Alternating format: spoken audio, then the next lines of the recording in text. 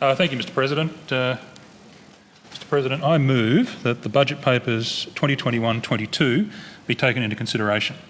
Mr President, in rising to speak on the appropriation bill and the budget papers for this year's budget, I have to say at the outset, this is a budget which completely misses the mark.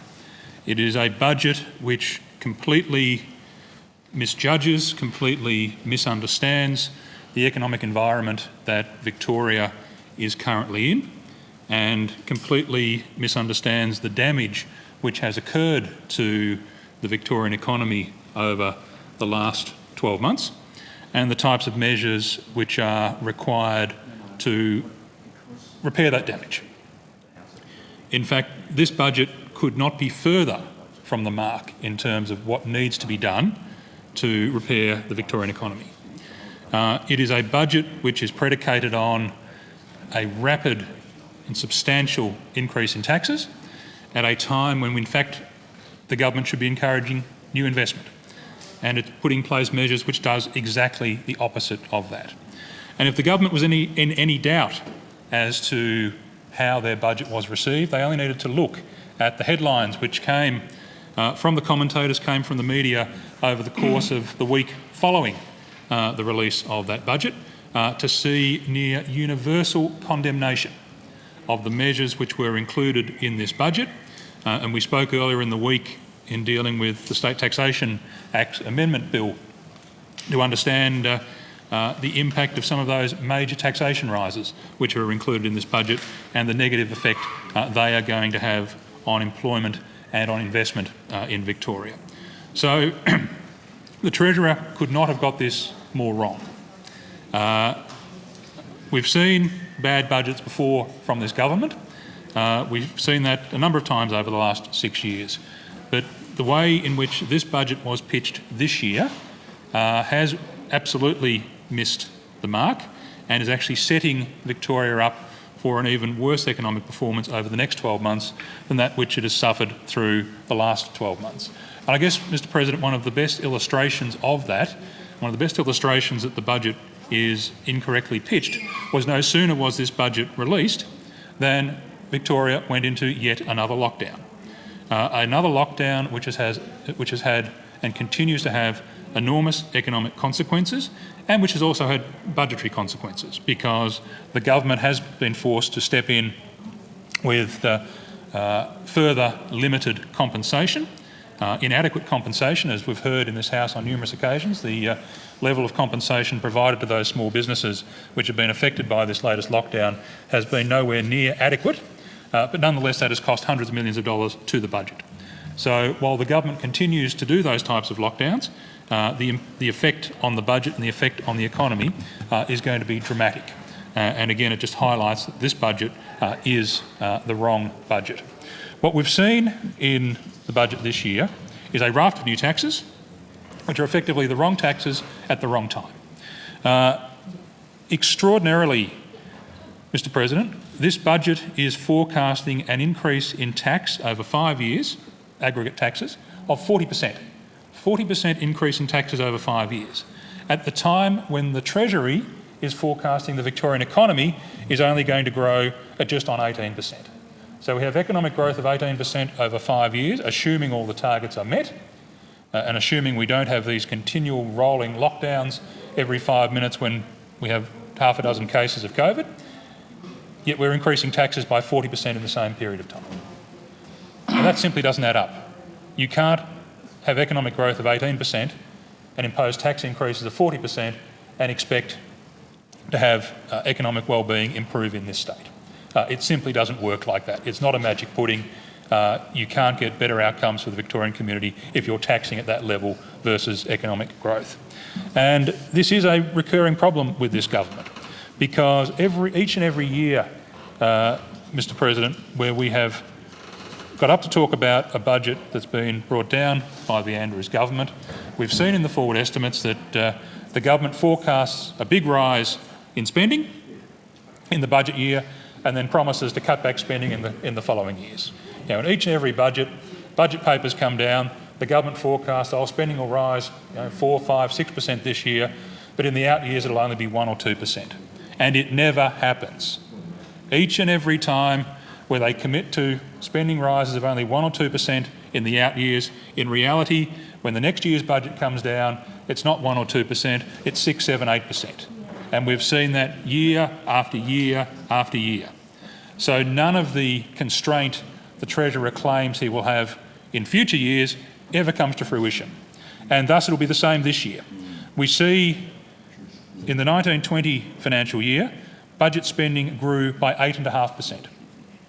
For the current year, 2021, budget spending is growing by a massive 19%. And we know we've been running massive deficits this year, and we know that we had a deficit last year, which the government will claim was triggered by the start of the COVID pandemic in the last half of the 1920 financial year, but which in reality was always going to occur. The Victorian budget was already on a trajectory to deficit long before COVID started. And COVID effectively saved this government from the embarrassment of a budget deficit, which would have occurred without COVID by the time of the end of the 1920 financial year. So we've got an increase in spending of 8.5% 1920, of 19% in 2021, and the Treasurer is now asking us to believe that spending will be cut by 3% in 2021-22, and then it will be cut by a further 3% in 22-23 before growing at 1.4% and 2.9% in the out years. Regrettably, Mr President, those numbers cannot be believed, because at no point in 6 years has the Treasurer ever been able to rein in spending. Despite a promise every year that next year will be different, next year we will constrain spending, each and every year the government has failed to deliver. So the suggestion that in the budget year we're going into, 21-22, which of course is leading up to an election, the suggestion that this government will cut spending by 3% is absolutely laughable. They haven't, they haven't been able to deliver it in good times, and there's certainly no prospect of them being able to deliver it over the next 12 months and in the years beyond that. And of course, that has major ramifications for the Victorian economy. It has major ramifications for the people of this state. And one of the areas we're seeing much of this growth is actually not in grants to the Victorian community, grants to support business, which have been shut down by the policies around COVID that this government has put in place. Much of that growth is actually in the public sector wage bill. Over the next 5 years, the public sector wage bill will grow from $27 billion, which is already substantially higher than it was 5 years ago, to more than $34 billion. So public sector wages will continue to grow each and every year, and we will not see the return to surplus. We will not see a meaningful narrowing of the budget bottom line over the next 5 years. And it is simply unsustainable for that level of growth in the public sector to continue over the next 5 years. The Victorian Public Sector Commission has reported that as of 2020, the public sector had grown to 322,000 people, which is 45,000 people more than 5 years earlier. And that type of growth is simply not sustainable. It is not sustainable for the Victorian population, and it is not delivering good outcomes to the Victorian people. And we know that from the Commonwealth, from the Productivity Commission's annual report on government services, where it benchmarks the quality of services delivered by each state, and it benchmarks the cost of those services delivered by each state. And we see across a whole range of state services that the quality delivered into Victoria, be it health, be it education, is falling behind, and the cost per capita or the cost per service of those services delivered to Victoria versus New South Wales versus the rest of Australia is increasing rapidly. So we're paying more for worse services in Victoria. And again, Mr President, that is simply not sustainable. A consequence of this spending, this massive increase in spending and this uncontained flow of spending over the forward estimates period, is that the debt profile in Victoria is continuing to deteriorate. And the Treasurer is forecasting that over the next 5 years, net debt is going to increase by 250%. We currently have net debt of $44 billion in Victoria, which is, I think, a record high to date, and that is going to increase to $156 billion. Currently, debt sits at about 9.5% of GSP, of the economy, of gross state product, forecasting to increase to almost 27% of GSP by the end of the forward estimates period. What's concerning about that, Mr President, is there is no taper off. There is no point over the next 5 years where either in dollar terms or even as a proportion of GSP, that debt peaks and starts to fall. So for all we know, Mr President, beyond the forward estimates period, beyond the 24-25 year that the government's reported on, their expectation is that debt will continue to grow. And it's fine to argue interest rates are low and borrowing costs are low, but that's only now. And we're already seeing in an international context that inflation in some parts of the world is starting to rise. And as a consequence of inflation starting to rise, we're seeing bond yields start to rise. So it is inevitable over the next 5 years, if that trend picks up and if that continues, that the interest paid on these borrowings by the Victorian government will also increase. And because the dollar amount is going up by 250% in 5 years, the impact on interest cost is going to be massive. We only need a small increase in bond yields to see our interest bill in Victoria absolutely blow out, as we saw in the late 80s, early 90s, when we were last in a economic crisis delivered by a Labor government.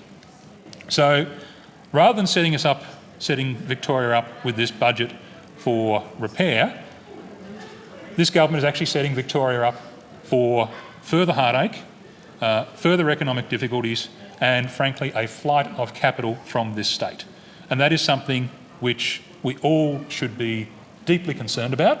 We're already seeing population leave this state, and budget settings like we're seeing in the budget this week will do nothing but compound that problem and lead us further down that path.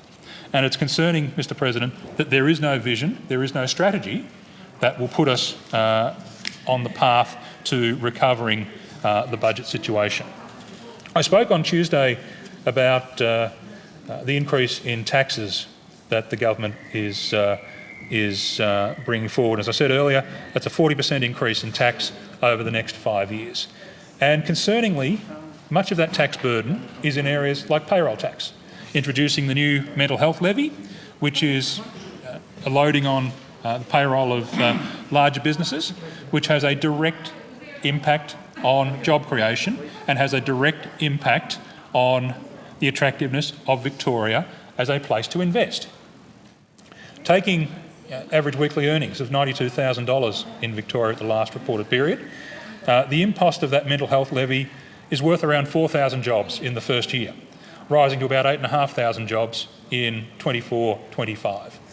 So that's an extra by 24-25, that's an extra 8,500 jobs which cannot be created, or 8,500 people who cannot be employed because of that burden of $800 million in extra payroll tax which will be imposed on those larger employers in Victoria. And importantly, Mr President, the way in which that levy is struck, it looks at not only the payroll in Victoria, it also looks at the total payroll of a Victorian-based employer. So if someone paying payroll tax in Victoria has a payroll in New South Wales or elsewhere, that is also counted towards the assessment of whether they fall within the net of this mental health levy, which will create a big question for companies based interstate. If someone is headquartered in New South Wales, the majority of their workforce is in New South Wales, there would be very little incentive for them to subsequently open in Victoria or invest in Victoria. And frankly, Victoria cannot afford to put roadblocks in the way of investment. There are already too many, and the situation is getting worse on that front. And I'd like to turn Mr President, to look at the issue of economic performance. And we saw, I think it was last week, some commentary by Saul Eslake, who was the chief economist of the ANZ Bank, looking at how Victoria had performed economically over the last 20 years relative to Australia and relative to New South Wales. And there's some very telling figures there in the way in which Victoria is now lagging New South Wales in economic performance. And one of the most stark reminders of the second position Victoria holds now relative to New South Wales is the level of gross state product we produce per head of population. Because the economic output in Victoria is now almost $8,000 a person lower than New South Wales. That is a very substantial difference. The people of New South Wales, the average economic output in New South Wales is almost $8,000 a person higher than Victoria. So each and every year, the average wealth of the New South Wales population increases $8,000 more than that of the average person in Victoria. And that is a substantial difference, And because it's per capita, it takes into account the fact that the New South Wales economy and population is larger. On a per head basis, they're $8,000 a year better off than Victorians are. And this is for a state, Victoria, which used to be the economic hub of Australia, used to be the manufacturing hub of Australia, and now plays second fiddle to New South Wales and is getting worse. And that was the point that the Saul Eslake piece made last week. Over the last 20 years, under this Labor government and the previous Labor government, Victoria's relative performance has deteriorated and continued to deteriorate. Another measure, and a deeply concerning measure in relation to our economic performance, is the level of private sector investment in the state. And it's private sector investment which will drive economic activity. It's not government spending, it's not the government hiring more public servants, it's the private sector being willing to invest in Victoria, create new businesses, create employment, create economic activity. In New South Wales, the level of private sector investment in their economy is now 25% higher than in Victoria. Last year, New South Wales received $12 billion in more private sector investment than Victoria did. And what's the Victorian government's response to that? Its response is to make it harder to invest in Victoria. It's to increase the barriers for investment. It's to make it harder to employ people by increasing payroll tax. It's to create disincentives for investment in Victoria.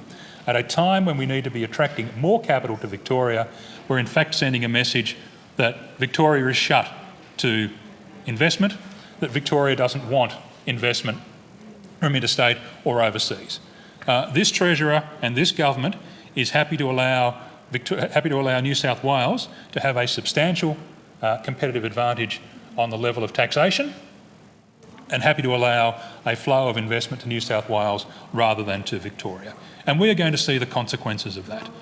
We start to see the consequences now, but they will compound year after year after year, and the next decade is going to be pretty bleak in Victoria relative to other states as a consequence of the decisions made by this government over the last 2 years in particular. And that brings me, Mr President, to the issue of the COVID impact.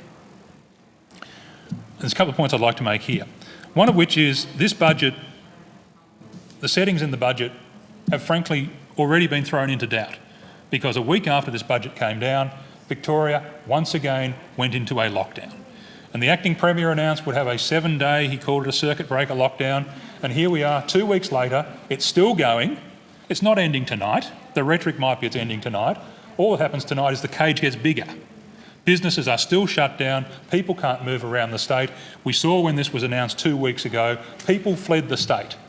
People were on the Hume Highway out of Melbourne, people were heading on the Western Highway out of Victoria, on the Hume Freeway out of Victoria, and that flight of people out of this state is going to continue. And not just for a couple of weeks while the lockdown's on, that flight of people out of this state is going to be permanent. The best, the brightest people, the smartest people in this state will be leaving this state, and capital will be going with them. And that means the impact on Victoria over the coming years is going to be absolutely significant. and we will fall further and further behind New South Wales. We will fall further and further behind our international competitors. And the cost of these lockdowns cannot be overstated. KPMG did some significant work last week in assessing the cost, putting a dollar figure on the cost of these lockdowns in terms of the impact on gross state product. And it estimated, looking at the lockdowns in the 2 final quarters of last year, that the cost of those lockdowns were to gross state product were $125 million a day in lost gross state product, comparing lockdown days to non-lockdown days in the last 2 quarters of the year. $125 million a day.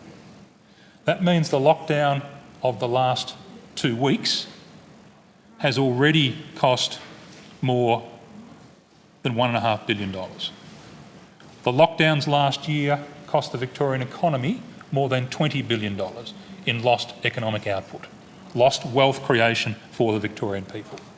And while this government continues to react with panic, continues to react in a way which is inconsistent with the risk, continues to react in a way which doesn't reflect the realities of the damage their measures are doing, we will continue to lose ground in Victoria.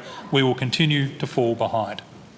The Premier of New South Wales, leading up to this latest Victorian lockdown, said she feared for what the Victorian government would do to the Victorian people. And she was right to say that, because we saw, the seven-day circuit breaker lockdown now turn into 2 weeks and running of lockdown, continuing tonight with just a bigger cage. And she's previously made the point in New South Wales, and Gladys Berejiklian has been one of the few bright spots of leadership in this country over the last 18 months. She made the point that New South Wales, in considering its response to COVID, looks at economic impact, looks at social impact, looks at mental health impact, as well as looking at the health impact. This government in Victoria has thrown out economic impact, has thrown out mental health, has thrown out social impacts. Its mantra is, we follow the health advice. Health advice it won't release. Health advice it will not release, Mr President. But we have governments elsewhere in this country, and New South Wales has been the shining light in leadership in this area, recognising that it is not just health consideration. There is mental health, there is social wellbeing, there is economic impact which need to be factored in, which this government has ignored. And so we are in a situation of a continuing lockdown, which last year was costing $125 million a day, which is putting Victoria further and further behind the rest of the nation, further and further behind our competitors internationally. One thing that COVID has shown over the last 18 months, Mr President, is the weaknesses in our economy. Over the last 20, 30 years, there has been a big push in the way in which reform has taken place in this country. There has been, as we know, a loss of our manufacturing capability in this country. One thing the last 18 months has highlighted and continues to highlight, and in fact is getting worse at the moment, is the supply chain risks that Australia has taken on because of our outsourcing in manufacturing and our outsourcing in so many other areas, where perceived efficiency in manufacturing and in many respects aspects of Australian manufacturing was inefficient, and having manufactured goods imported has been more efficient in many areas. But the loss of that sovereign manufacturing capability has meant we have huge risks in the Australian economy which have been coming home to roost over the last 18 months. And we've been very fortunate that by and large supply chains to Australia have remained open. But it would be very easy for those supply chains to be cut. And we are seeing constraints in supply chains. There is a global shortage of computer chips, and that's having enormous consequences in manufacturing of all sorts of goods. Motor vehicles, electronics are all in short supply globally as a consequence. Fuel supply and fuel security has become a huge issue for Australia. And I was very pleased to see the Commonwealth Government announce just last month, its policy of supporting the remaining 2 fuel refineries in Australia. We had 7 fuel refineries, 5 have closed, 2 remain, and the Commonwealth Government has stepped in to provide some support to those refineries to ensure that we continue to have some domestic refining capability. Because if we lost all onshore refining capability and our supply chains were cut, Australia would be in a very perilous situation. So the fact that we are retaining some capability, it would be good to see new investment in refining capability, see some efficiency in our refining capability, but retaining some refining capability is at least a positive. But it's not enough, Mr President. There are other areas where we need onshore capability as well. And energy security is an area where we have gone backwards in Victoria over the last 2 decades. We've got a government whose energy policy is driven by focus groups and driven by Twitter feeds. And while they might love running around talking about their wind farms and solar farms, the reality is that has not delivered the secure energy Victoria requires. It is not delivering the stable energy Victoria requires. And that is a huge problem. And the government will happily say, oh, wholesale prices were down, wholesale energy prices were down in Victoria this year, but not in a stable and predictable way, Mr President. And that's the problem. This government has introduced enormous instability, enormous unpredictability to our energy market, which has made it all but impossible for investment in baseload, secure, reliable baseload power, and which has put our manufacturing sector even further at jeopardy. And again, I was pleased to see the Commonwealth Government has announced its support for a gas peaking plant, which will provide some stability in energy supply, some certainty in energy supply, but again, it's not enough. Victoria's great strength traditionally has been reliable, stable and secure power, and if we are to support manufacturing, if we are to rebuild manufacturing in this country, we need to return to stable, secure power supply in this state. Yeah. And the path this government's going down is not going to do that. We need a reliance on baseload, and that means a reliance on fossil fuel-powered electricity. And as I said, Mr President, while the other side's energy policies may be driven by Twitter, they may be driven by focus groups, the reality